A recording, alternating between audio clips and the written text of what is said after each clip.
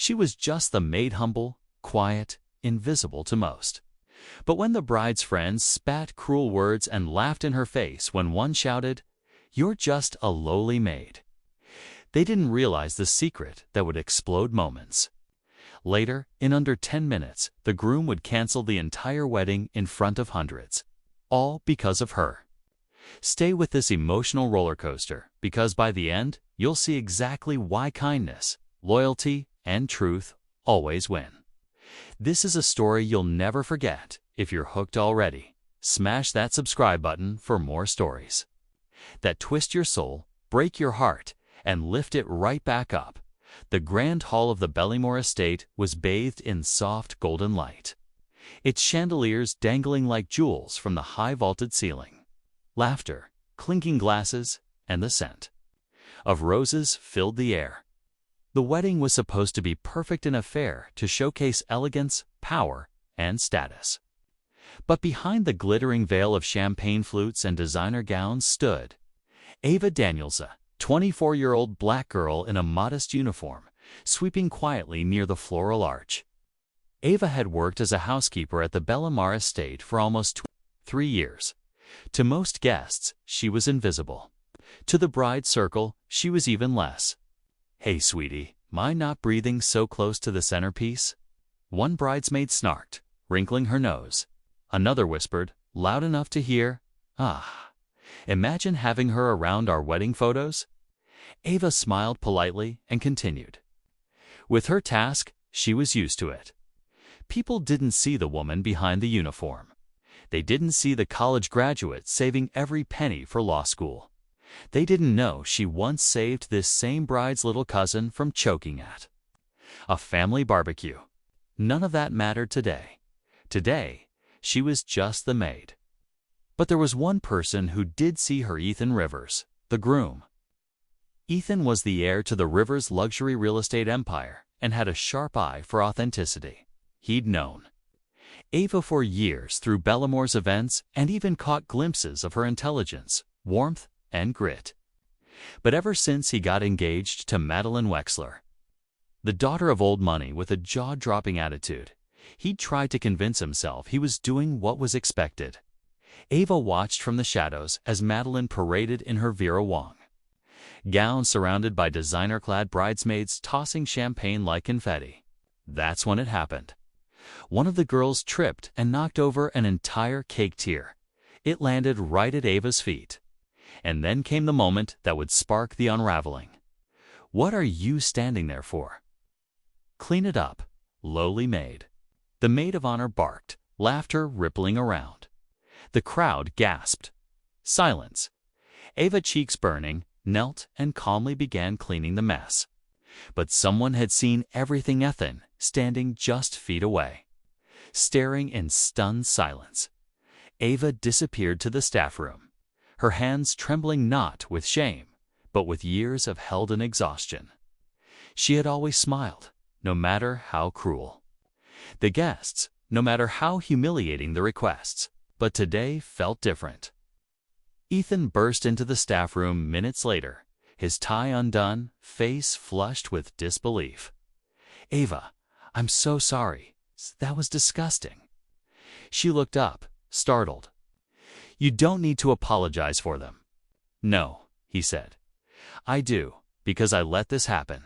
I've stood by and watched people treat you like this and said nothing.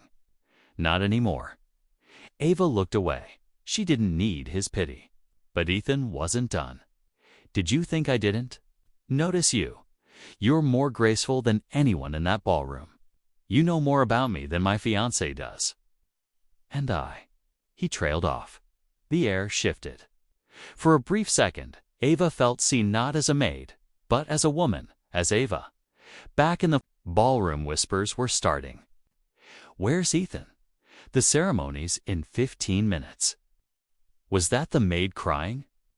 One of the older guests, Mrs. Lowell, had overheard everything and stormed off to find the estate owner, fuming. "That poor girl's been insulted, like a servant in the 1800s. It's disgusting." Meanwhile, Madeline was in full meltdown mode. "Where is he? This is my day." He'd better not be getting cold feet because of her. But Ethan wasn't getting cold feet. He was getting clarity. He remembered the time Ava found his mother's lost ring. It's the time she offered to help him navigate the estate's renovation.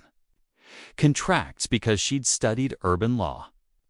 She was more than what the world saw. She always had been. The music cued. Guests stood. The minister cleared his throat. But Ethan didn't appear at the altar. Instead, he entered from the side doors without his jacket, without his smile, walked straight up to the microphone. Murmurs turned to silence. The string quartet faltered. "I know everyone's wondering where I've been," he began. "And I know this isn't how things are supposed to go, but I need to say something important. Not just to my family or to Madeline, but to every single person in this room." Madeline froze mid-dial. "Ava Daniels," Ethan said, looking directly at her in the crowd, "has more grace, integrity, and intelligence than anyone I've met. She's been insulted in front of you all, treated like less, and yet she's the only one here who consistently treats others with dignity. That's the kind of person I want by my side. That's the kind of person I should be marrying." Gasps. Stunned silence. Then chaos. Madeline screeched, throwing her bouquet. "You're joking, right?" Her. "She cleans toilets." Ethan's jaw clenched.